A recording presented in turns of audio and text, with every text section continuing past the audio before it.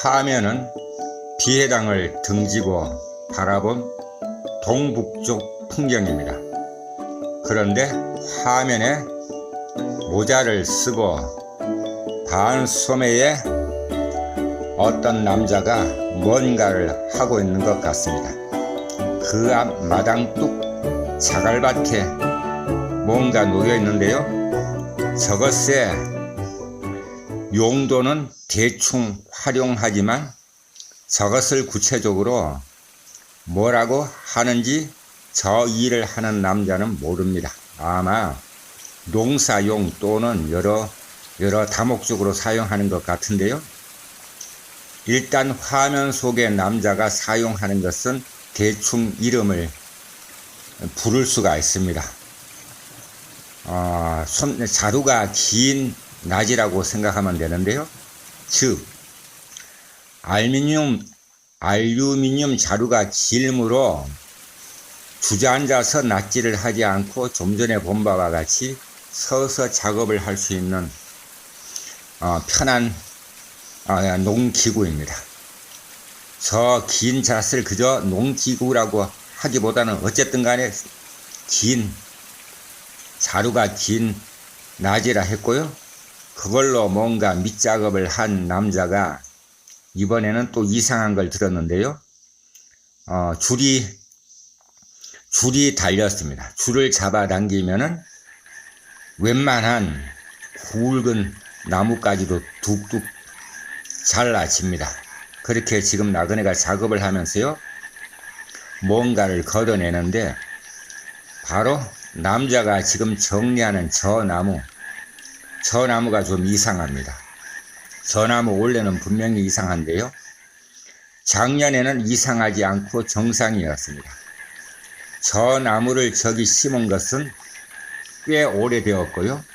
지금 생각해보니 심은 장소가 좋지 않았습니다. 바로 마당둑인데요. 약간 경사가 진 데다가 위치가 좋지 않아서 그런지 저 나무가 원래 이상한 반응을 보였습니다. 저 나무를 키운 목적은요, 꽃을 보기 위함이었습니다. 꽃이 아주 예쁩니다. 아주 선명한 붉은 꽃을 피우는데요, 몹시 아름답습니다. 작년에 그랬습니다.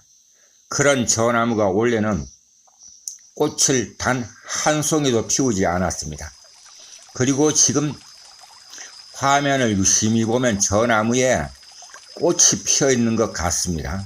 지금 화면 속에 남자가 걷고 있는 바로 저 덩굴식물이 원래 꽃을 피우지 않는 저 나무를 칭칭 감아 마치 저 나무가 이상한 꽃을 피운 것 같이 보이는 게 눈에 거슬린 남자가 오늘 벼르다가 그 일을 지금 처리하고 있는데요.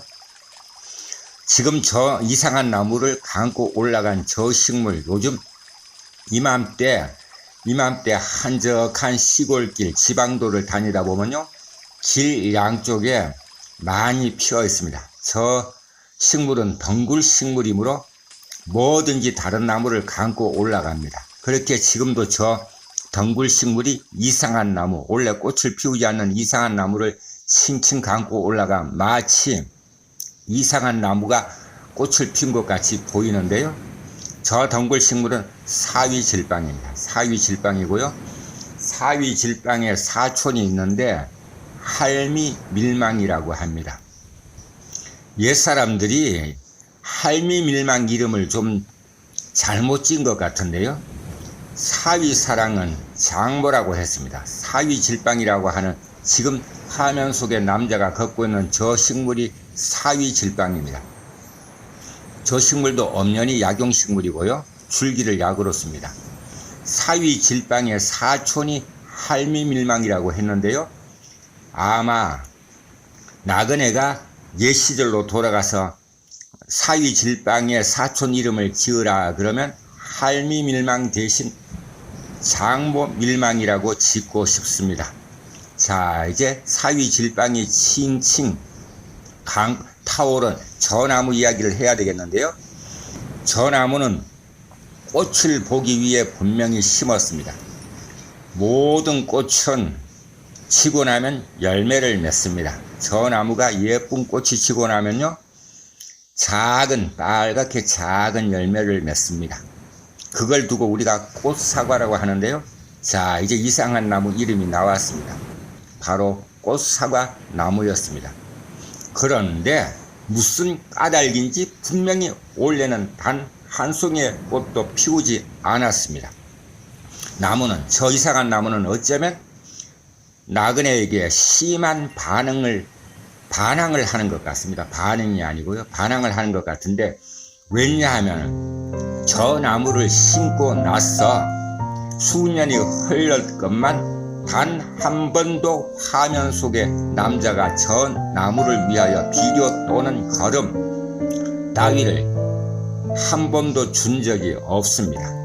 꽃사과는 엄연히요, 사람이 개발한 식물이므로 사람에 의존하는 성향이 있을 것입니다.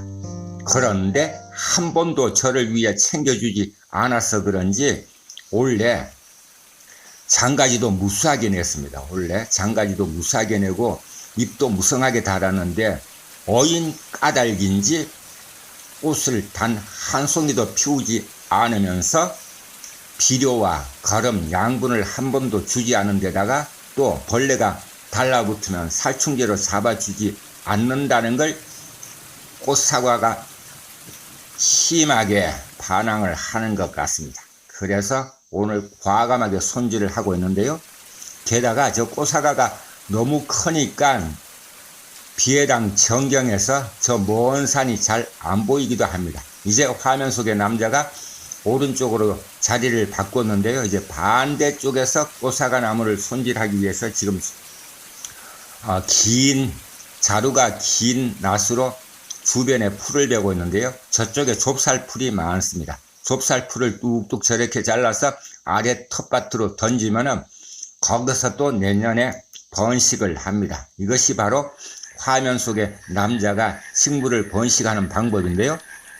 지금 자르고 있는 것도 바로 꽃사과 나무입니다. 저기에 아마 서너 그루가 있는데, 아까 먼저 작업한 나무가 제일 튼실합니다. 그런데 꽃을 하나도 피우지 않았고요. 지금 작업하고 있는 거 좀 부실한 나무는 꽃을 그나마 조금 달았습니다. 자, 이제 꽃사과가 거의 다 잘려나가고요. 꽃사과를 귀찮게 하였던 칭칭 감고 자잘한 꽃을 피웠던 사위질방도 거의 걷어내고 있습니다.